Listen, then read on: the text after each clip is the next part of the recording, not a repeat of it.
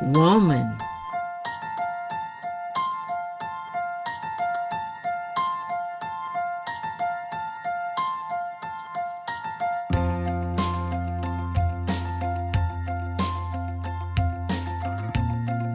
Beautiful, warrior, veteran, she that inspires. Hi, this is She Vet Inspire, and welcome to our show, to our very first recording. I'm Wanda Petty, and I have here with me my producer, which is Tonya Overton, and we're just so excited about what we are bringing to you here to help you just create and invent your life after the military and prepare for the life that you have always dreamed of outside of the skills that you have learned. So to take those skills and to launch them into your new, wonderful, bright career, we are going into boundless possibilities. So with that said, I just want to say thank you, Tonya, for coming today, and just really all your help that you've been helping me to bring this vision to pass. And I want to talk today a little bit about what our goals are, what is our vision for this, and how we really want to help women that are in the military currently serving, those who have gotten out and have gotten stuck, and are just trying to make way and find themselves. And before I go into that, I really want to ask you, can you tell us a little bit about yourself? I know that you are a profound coach, and you've even helped me to have some breakthroughs, and I think that that's one of the reasons why I'm here today, because I found my boldness. I found my inner self, that in realizing that my yesterday doesn't have to be my tomorrow. And so you've done a lot of work in the ministries, and just tell me a little bit about yourself and how you got started. Well, thank you so much again for, capturing your dream and having the boldness to actually have a vision and make sure that it's available for all of us to contribute. Thank you for the opportunity to give back to you and to give back to others what it really looks like to move beyond. Like, I really feel as though She Vet Inspires is a tribute to women that have given and served their country. And in giving, there are so many ways in which what has been given could never be repaid. And to be the producer of the show, to be the one who holds the space for all of your lives, all of your inspirations, all of your aspirations and dreams, and those beyond who's going to come into the studio and visit with us. It's just amazing. I just cannot wait to see the ripple effect. Also, I'm really feeling grateful for, me as a therapist, as a life coach, and other things I do. I'm a clinician. I work with post-trauma stress disorder, people who have been, deal with depression and stuff like that. So I hope to be the voice behind your voice, to contribute in a clinical aspect things. I've been working in therapy since 1992. And as a clinician, I work with post-trauma stress disorder in domestic violence, human trafficking, and substance abuse venues. And so some of the people that we'll be hosting and that are viewing will be dealing with those things. And hopefully the things that we do at Mastering the Human Experience will be able to contribute to what it is that's going to help them get on their way and get beyond the transition from military to civilian life. Yeah. And not just civilian life and the transition between that, but like for real, like to live life beyond the life that's over. You know, once that career's got the beginning, middle, and end, who are you? Yeah, yeah. Who do you say you are? And what's the dream in you to live and continue to live afterwards? So we had a conversation not long ago, which we began to talk about how people get stuck. You know, I can relate to that. I know what it's like to be stuck, and this is why I wanted to reach out, because there are so many women veterans and women who have served who had to hold their real self back because we had to put on that uniform. You know, we had to be within a restraint. And I'm not saying that restraining is bad. It was good because it caused us to have the discipline that we have, and it caused us to be able to be focused and direct our leadership skills and hone them to where we are supposed to be in life. But so many times we don't know how to take that coat off and walk into the next chapter. got it. And it's difficult to know and understand when you're transitioning, what do I leave behind? What does not belong in the next chapter of my life? And what should I take and hone on? So we had some really good discussion about that, and I want to touch on that topic. Okay, so we want to make clear that what we're talking about is when a person is stuck in their now based on a set of practices that they've conformed to, like the military life. And in that, those practices don't translate. That we can't take those to where we've been. That's a distinction between things that happen to us and they go into our future because who we are is stuck in our past. So I want to talk about both of those. So the first one is that regiment, that routine that you were talking about, where you practice a set of practices that had integrity and were authenticated by that life. And that life is over. You're retired, and now you're living a life outside of those practices. Those practices don't apply, but they can still translate. You can transfer some of those practices, even though they may not be appropriate in certain environments, because the militia was more rigid than what you're used to, and you're being perceived as rigid, even though on the inside of you're soft. You're a woman. You're feminine. And you want to express that, and now you need a new set of practices. So there's ways in which we would cultivate an environment for you to do new practices and complete the past. But there are some times, whether or not it's military or real life, that people get stuck in our emotions, and we get gripped with fear. And there's something in our past that just, we don't translate very well. Every time we see something, it reminds us of then. And you're too afraid to get past now to then because the emotions haven't been detoxed. You haven't drained away the stress and the trauma of that event.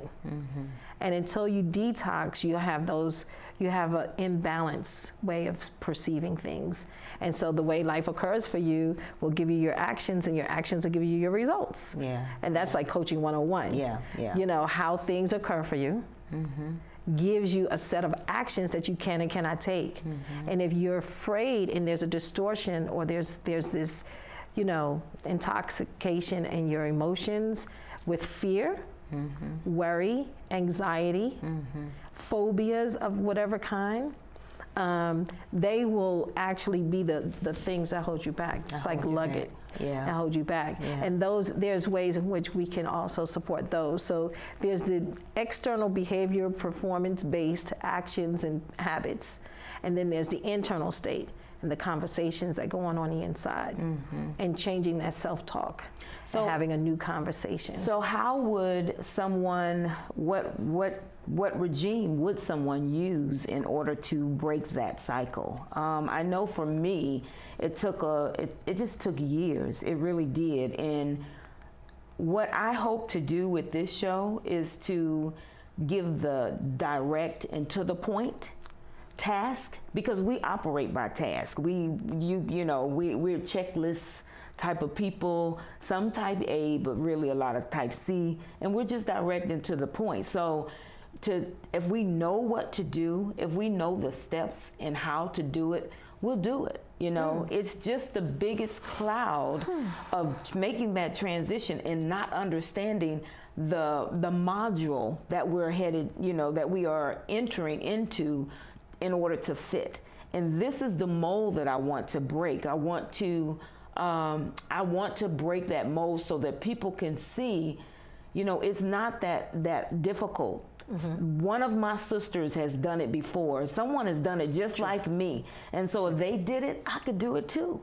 And what are some of the things that you can suggest that someone does to break that cycle of fear that they are holding on to from the past? Well, I would first start with requesting that the person be or requiring that the person be really, really intentional about the area that they want the breakthrough in. And just really being with that thing that's confronting them or challenging them, that thing that has them suppressed, and really come face to face with it. Then after they've determined that, and that's their intention, the outcomes are going to be based on their spirit, their mental, emotional, and natural or physical practices. And I would just say to someone who's just okay, this show is sounding good, let me go ahead and make sure I practice. What's my intention? I would take out those 4 domains and on a regular basis, and it doesn't have to be the same time, though the same time does set up habits, and it really does do something spirit, soul, and body, because it starts to become an expectation for you. But let's say that you did it on a daily basis for about 10 to 15 minutes. Sit down quietly. View yourself in a very confronting situation. Allow yourself to observe. We call that do the work. Do the work. You want the bottom line? Yeah. This is the bottom line. This is work. Yeah. This is the bottom line. Yeah. Take 15 minutes a day. You choose the time of day. In that 15 minutes of that day, I want you to see yourself interacting with that thing that challenges you. I want you to become aware of where you are spiritually. And when I mean spiritually, I mean your identity that comes from your heart. Like the authentic, true to blue you, things that you may not say or think. Then I want you to get real about your thoughts and how authentic and inauthentic they are. What are you pretending and hiding in those thoughts? I want you to get real about the emotions and just what's your default way of being? Record those, and always be focused on you having the thought but not being it. Because if you were the thought, you wouldn't be able to observe it. And it doesn't necessarily mean that thought is real. Because the thought is that's just what the thought. Fear is, false evidence appearing real. And many times we take that and think that it's the real deal. Exactly. Well, we're going to take a break for one moment, and I want you to stay tuned with us because this is really getting hot, and you don't want to miss what's next.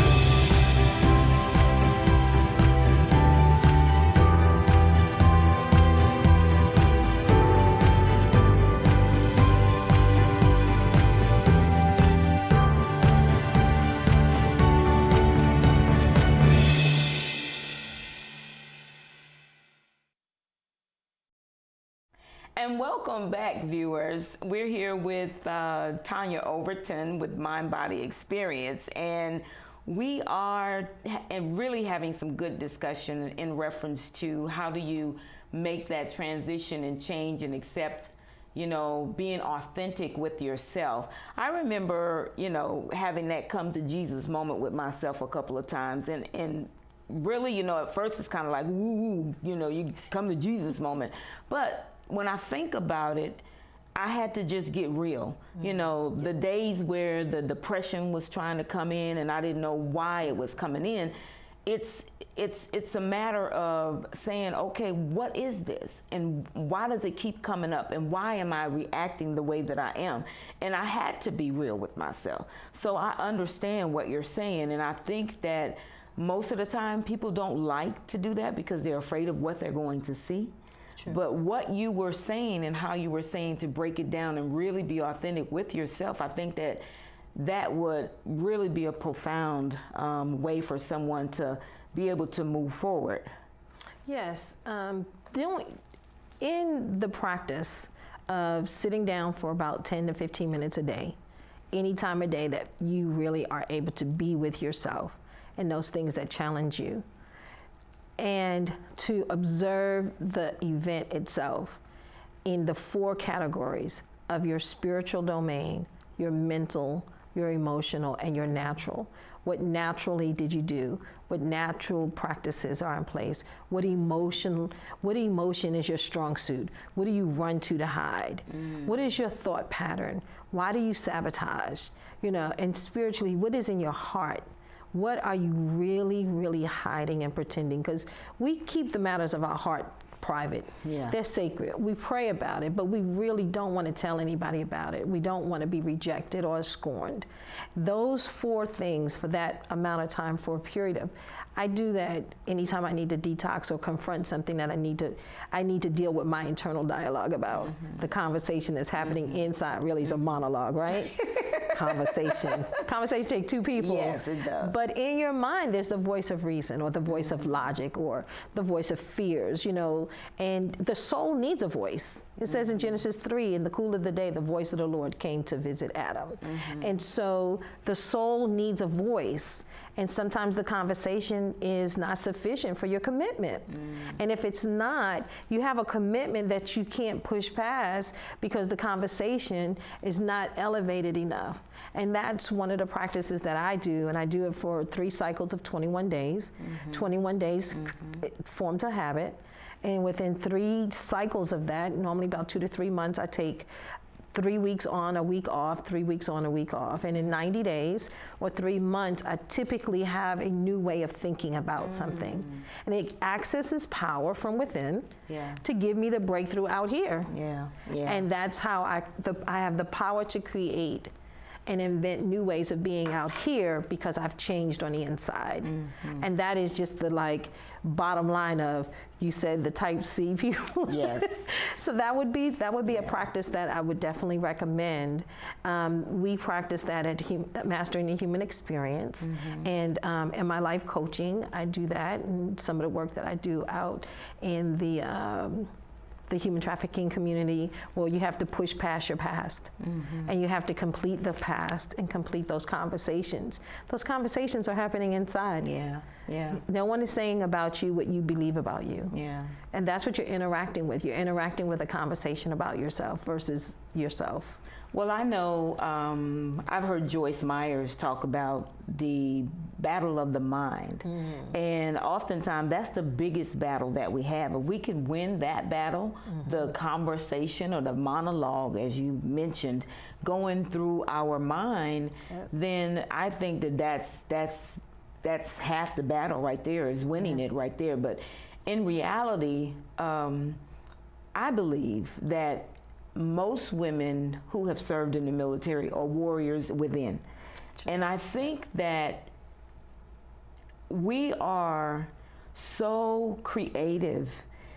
You know, the leadership skills that we gained can take us so far. We can begin businesses, and I'm seeing it now. I really am seeing it now. And some of them, a lot of the women will be guest on our show, that they've transitioned from the military, and they have started their own business and practices and in the medical, the dental. You know, they've taken their skills, or they maybe just said, you know what, I'm going to take a piece of the skill, a portion, and then guide it into a whole nother direction. And pretty much I think that probably is what describes me. But for the most part, many of them are taking the leadership skills that they have acquired while being active duty or serving, and they're blowing up. You know, they're taking the lead out there, and some of those who really have that desire to do that are sitting behind closed doors. Wow. And wanting to do that and want to know how. And so SheVet Inspires is wanting to come and bring this to you in your home and bring it to you wherever you are, so that you can hear from your sisters, hear from your peers, and see that we have done this very same thing that you're trying to do, that you're setting out to do, and that it's not impossible, and that you can do it as well. And we intend on giving you the steps and giving you the meat and potatoes, okay? So we don't want to keep anything, you know, behind, because I think that if the more information, and you can only prosper when you share information with others, because I have this saying that you become a fat rat. Okay, how long can you sit and just keep acquiring information and before you just roll over and somebody has to push you out the door? Wow. You know, you have to be able to regurgitate. And by that, I mean, give it to someone else and help them to prosper. We want to reach back and help those who we know. And that goes for anyone that's watching this show. I believe that they will be able to gather from this, whether they have served or they haven't served, if they're a family member or just a woman or anyone, that they will be able to prosper from the information that we're giving, because I believe that if we share the information, then someone is given hope. And it's a wonderful thing to get hope and know that someone cares about what you were thinking inside, but so afraid to ask, or someone wouldn't share it with you. And so when you're encountering or you're working with your as a clinician, what are some of the things that other techniques that you can advise, or that you have the top technique that you would advise someone to just take the first step, just a small step that could make a big difference? Well, as a clinician, what happened was, you said as a clinician, and so the whole world of being a clinician opened up for me. And so what I saw there was whether or not I would diagnose someone as having clinical depression and or were having bouts of emotion. Because there's the reality of the impact of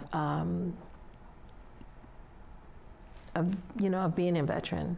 Of serving, and that's not to be taken lightly. It's not to be said like, come on, do this technique, and why are you not feeling better today, or why are you not getting up? I just want to be more responsible than that, because one of the things I would definitely say, and this is not like a plug, but this is going to be a plug. Oh yeah, is to be clinically diagnosed, to be able to actually have the practices that's going to meet you where you are. So really a prescription that can help you with your particular situation, and not just going, oh, this helps so-and-so, it'll help me. Yes, and I know our information for Mastering the Human Experience will be on the screen or afterwards, but they can reach out to you at SheVet Inspires, or myself, Tonya Overton, at Mastering the Human Experience. And our number is 703-717-2356. And we have offices in Springfield, Virginia, as well as Waldorf, Maryland, and we serve the whole metropolitan area.